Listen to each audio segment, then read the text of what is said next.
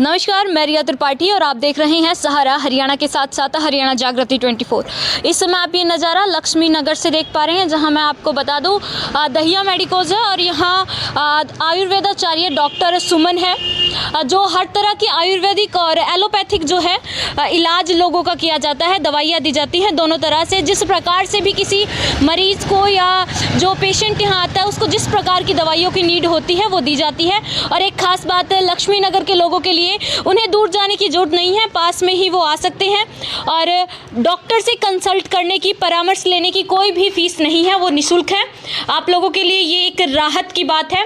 उनसे बात करेंगे किस तरह से आयुर्वेदिक और एलोपैथिक उनको इलाज दिया जाता है, किस प्रकार से प्रक्रिया रहती है। तो हमारे साथ डॉक्टर सुमन है, उनसे बात करते हैं।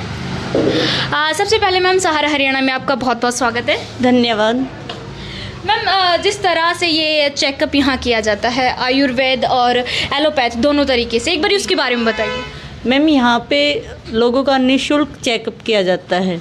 जैसे सीजनल जो भी बीमारी है या फिर कोई जो क्रोनिक डिजीज़ है, जैसे शुगर है, गठिया है, इस तरह का आयुर्वेद का भी जो जिस हिसाब से पेशेंट आता है, नीड के हिसाब से उनका इलाज किया जाता है।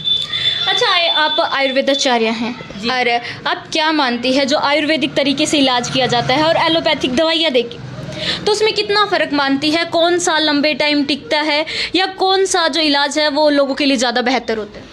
मैम देखो, इमरजेंसी ट्रीटमेंट की बात करूँ तो उसमें एलोपैथ बेस्ट है, नो डाउट। लेकिन अगर हमें किसी भी बीमारी को जड़ से ख़त्म करना है, उसके लिए हमें आयुर्वेद का सहारा तो लेना ही पड़ेगा, क्योंकि एलोपैथ में क्या होता है, अपनी बीमारी दब सकती है, ख़त्म नहीं हो सकती। इसलिए हमें आयुर्वेद को, अगर आपको कोई भी क्रोनिक डिजीज़ है, जैसे बीपी है, शुगर है, इसमें क्या है, एलोपैथ में डेली आपको मेडिसिन खानी पड़ती है बहुत सारी। लेकिन आयुर्वेद में क्या होता है, आपका आहार विहार से लेके आपकी मेडिसिन, जो बीमारी की जड़ पे काम करता है वो आयुर्वेद कर सकता है, एलोपैथ नहीं कर सकता। अच्छा, सरकार जो कह रही है इस समय कि आयुर्वेदिक और एलोपैथ को, होम्योपैथ को मिलाकर एक जिसमें मिक्स करके एक तरह से बनाया जाएगा, तो वो कहाँ तक सही मानती है? मैम, वो लोगों के लिए सही है ना। अगर देखिए, जिस हिसाब की नीड है उसको उस हिसाब का अगर ट्रीटमेंट साथ में मिल जाए, उसको अलग अलग जगह पे ना जाके एक छत के नीचे सारी चीज़ें अवेलेबल, तो उससे सारी जो अपनी पैथी है उनको एक समान रूप से भी, तो एक जो दर्जा है वो सब इक्वल हो जाएंगे। अब तक क्या है कि अपना एक माइंड सेटअप है कि नहीं, MBBS ज़्यादा अच्छे होते हैं, BMS नहीं होते। उसको, उस चीज़ को कहीं ना कहीं उस हद तक आप एक इक्वल चीज़ पे लेके आ सकते हैं। तो जैसे कि बात करें कॉमन डिजीज़ की, शुगर देखा जाए तो लगभग हर चौथे पांचवें आदमी में मिल जाता है। शुगर एक कॉमन डिजीज़ है और कोई डिजीज़ नहीं कहा जा सकता उसको, सभी नॉर्मल होती है। तो उसके लिए किस प्रकार का इलाज है? क्योंकि आयुर्वेद है, तो ऐसा कोई इलाज है कि जड़ से ख़त्म कर दिया जाए? अभी आपने ही बोला ना, शुगर कोई डिजीज़ नहीं है, तो हाँ। जड़ से तो आप ख़त्म कर ही नहीं सकते, लेकिन हाँ कंट्रोल हो सकती है। वो आपकी डाइट, एक्सरसाइज, आपका लाइफस्टाइल, क्योंकि शुगर बहुत कॉमन हो गई ड्यू टू अपने लाइफस्टाइल की वजह से। क्योंकि आजकल लोगों का जो, उनके पास टाइम ही नहीं है खुद के लिए, बस खाना है या स्ट्रेस लेवल है बहुत हाई, उसकी वजह से ये चीज़ें आ रही हैं। ठीक है, उस चीज़ को देख के उनका आहार विहार, थोड़ा सा उनकी लाइफस्टाइल को चेंज करके और थोड़ा सा दवाइयों का सहारा लेके उसको कंट्रोल कर सकते हैं।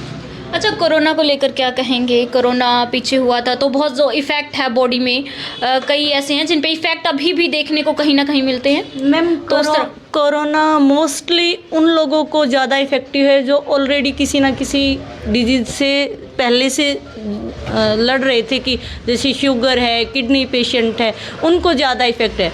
तो मेनली कोरोना में क्या है, अगर आप शुरू में ही इम्यूनिटी पे काम करते हैं, मतलब डेली अपनी लाइफस्टाइल में हल्दी, गिलोय, इन सब चीज़ों का अगर रूटीन में यूज़ करोगे तो कोरोना क्या कहेगा। ऐसे बहुत सारे लोग हैं जिनको हुआ है और जिन्होंने कोई मेडिसिन नहीं खाई, वो घर पे ठीक भी हुए हैं। बस वो थोड़ी थोड़ी चीज़ें, हो सकता है उनका इम्यूनिटी लेवल पहले से अच्छा हो। अच्छा, बात करें कॉमन डिजीज़ की, कोल्ड कॉमन है, मौसमी है। जैसे मौसम जैसे ही चेंज होता है, कोल्ड हर घर में दूसरे तीसरे व्यक्ति को, एक घर की बात करें तो घर में भी हर दूसरे तीसरे बच्चे को या व्यक्ति को हो जाता है, तो उसके लिए क्या? मैम कॉमन में देखो, अगर वो चीज़ ज़्यादा ही है, अगर आपकी इम्यूनिटी बहुत ही लो है तो अपने को दवाइयों का सहारा लेना पड़ेगा। अदरवाइज़ भाप के सहारे थोड़ा सा गार्गल करके नमक के गरारे या फिर गिलोय, तुलसी, अदरक, इन सब चीज़ों को यूज़ करके आप घर पे भी ठीक रह सकते हैं बिना मेडिसिन्स के भी। गर्मी भी आ रही हैं तो उसको लेकर क्या कहना चाहेंगी, किस तरह से बचाव करें? मैम ज़्यादा से ज़्यादा लिक्विड का यूज़ करें, पानी ज़्यादा अपनी डाइट में, जितने भी अपने मौसमी फ्रूट्स हैं, तरबूज आएगा जैसे आगे, उसमें जो भी है वो जितना पानी का जितना भी यूज़ करेंगे उतना गर्मी से बचा जा सकता है। अच्छा, जैसे जैसे मौसम में बदलाव आता है, बीमारियां अलग अलग तरह की बदल के आती हैं, तो अलग अलग बीमारियां भी, तो उसके लिए क्या कुछ कहना चाहेंगी, किस तरह से बचाव करें इस मौसम में? क्योंकि जैसे ही मौसम बदलने लगता है बीमारियों का सीज़न कहा जाता है। हाँ, आप जैसे सीज़न चेंज होगा, आपको फ्लू है, फीवर है, ये सब चीज़ें बहुत ही कॉमनली देखने को मिलेंगी। तो अगर आप, वही बात आती है इम्यूनिटी की, जिसकी इम्यूनिटी होती है उसको इस मौसम में भी कुछ नहीं होता। तो अपने खान पान पर ध्यान दें, जैसे ही सीज़न चेंज हो रहा है उसके हिसाब से आप अपने खाने को भी चेंज करें।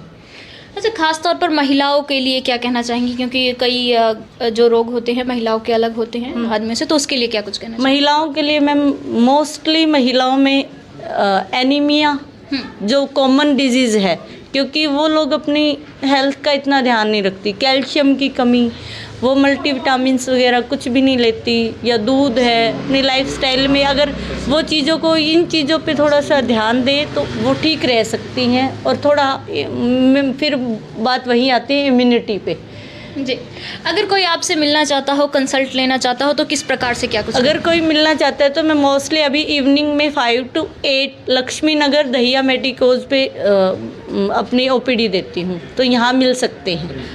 अच्छा, कंसल्ट करने की क्या कोई यहाँ फ़ीस रखी गई है कि अगर कोई आता है और उसको अपने, जैसे कि क्या होता है कई डॉक्टर्स के पास होते हैं, वैसे भी आप BMS हैं, तो चेकिंग के लिए पहले लाइन लगाई जाती है, फिर उसके बाद फ़ीस होती है कि इतनी फ़ीस के बाद आप अंदर जाके चेकिंग करवा सकते हो या बात कर सकते हो, कंसल्ट कर सकते हो, तो क्या ऐसी कुछ फ़ीस है यहाँ? नहीं मैम, यहाँ ऐसी कोई फ़ीस नहीं है। यहाँ सिर्फ जितनी मेडिसिन्स की जो चार्जेस है वो आपको देने पड़ेंगे, बाकी कंसल्टेशन कोई फ़ीस अभी नहीं है। किस चीज़ में एक्सपर्ट हैं आप, जो आपका एक स्पेशल एरिया, स्पेशल फील्ड हो आपकी? एक मैं जनरल फिजिशियन हूँ मैम, और साथ में आयुर्वेद का भी अच्छी नॉलेज रखती हूँ, जैसे शुगर है, BP है, गठिया है, इस तरीके के भी पेशेंट मैं देखती हूँ। अच्छा, आयुर्वेद को लेकर 2 लाइनों में कुछ कहना चाहे तो क्या कहेंगे?